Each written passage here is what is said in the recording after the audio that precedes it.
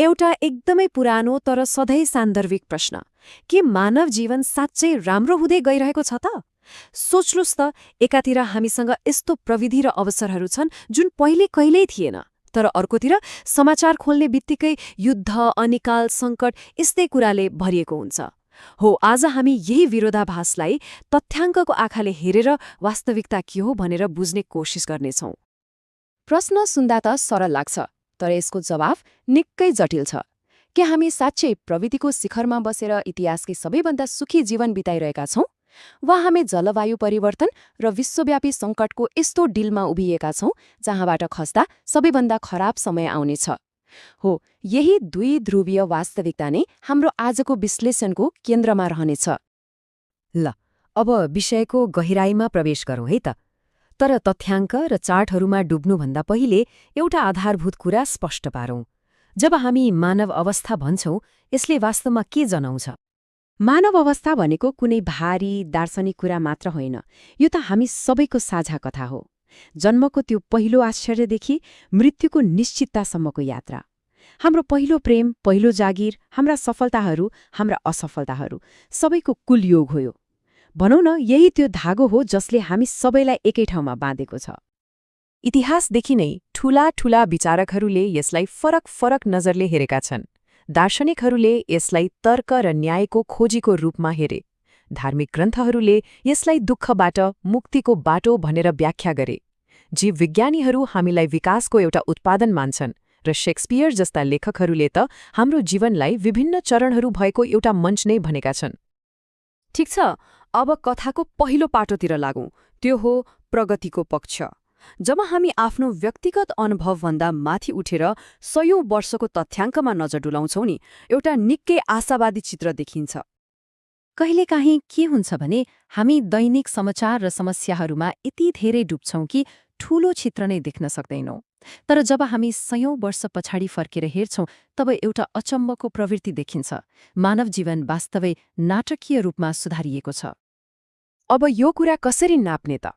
यसका लागि अनुसन्धानकर्ता root win होभनले एउटा गजबको सूचक प्रयोग गरेका छन्, जसलाई खुशी जीवन वर्ष वा HLY भनिन्छ। यसले मानिस कति लामो बाँच्यो र कति खुशी बाँच्यो, यी दुवै कुरालाई जोडेर जीवनको समग्र गुणस्तर नाप्छ। अब यो चार्टलाई हेरौँ है त। यहाँ एकदमै प्रष्ट देखिन्छ। देशको आम्दानी र खुशी जीवन वर्षबीच सीधा सम्बन्ध छ। मतलब, जुन देश आर्थिक रूपमा सम्पन्न छ, त्यहाँका मानिसहरू लामो मात्र बाँच्दैनन्, उनीहरू खुशी पनि बढी हुन्छन्। यो तथ्याङ्कले के देखाउँछ भने आर्थिक विकास र जीवनको गुणस्तर एकअर्कासँग गहिरोसँग जोडिएको रहेछ। तर मानव प्रगतिको बाटो सिधा रेखा जस्तो रहेनछ। यो त यू आकारको छ। सुरुमा शिकारी सङ्कलकहरूको जीवन तुलनात्मक रूपमा स्वस्थ र स्वतन्त्र थियो।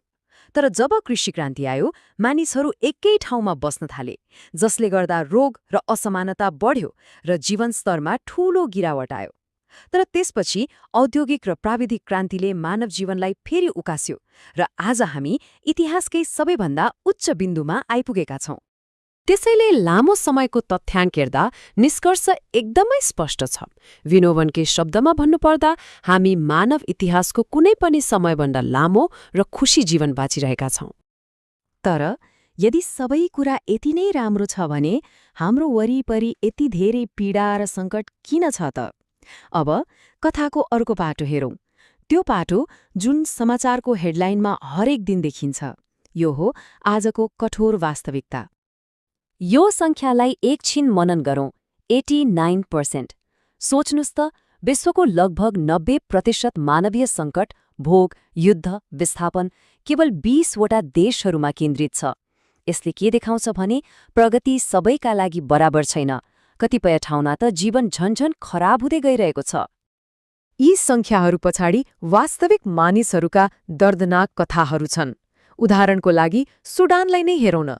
त्यहाँको गृहयुद्धले 1.5 लाखभन्दा बढी मानिसको ज्यान लिइसक्यो र लाखौंलाई घरबार विहीन बनाएको छ। यो आजको विश्वको सबैभन्दा ठूलो मानवीय त्रासदीहरूमध्ये एक हो।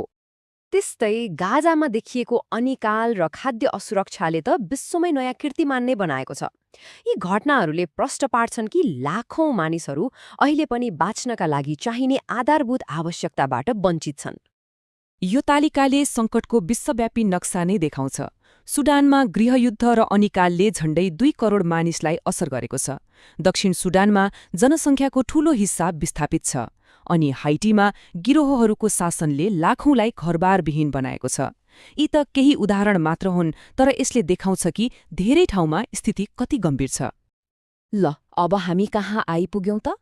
एकातिर तथ्याङ्कले भन्छ, वाह, जीवन त पहिले भन्दा कति राम्रो भइसक्यो। अनि अर्कोतिर आजकै वास्तविकता हेर्दा लाग्छ विश्व त सङ्कटमा डुबेको छ।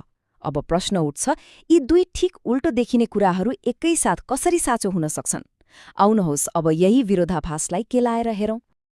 हो, यो नै हाम्रो विश्लेषणको मुटु हो। कसरी एउटै विश्वमा औसत जीवनस्तर बढिरहेको छ, जबकि लाखौं मानिसहरू चरम सङ्कटमा बाँचिरहेका छन्? यसको जवाब हामीले कुन दृष्टिकोणबाट हेर्छौं भन्ने कुरामा लुकेको छ। कुरा सबै दृष्टिकोणको हो।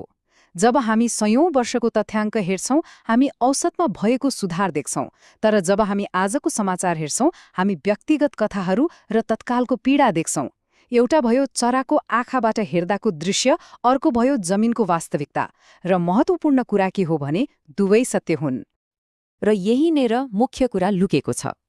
विश्वव्यापी औसत भनेको सबैको अनुभव होइन।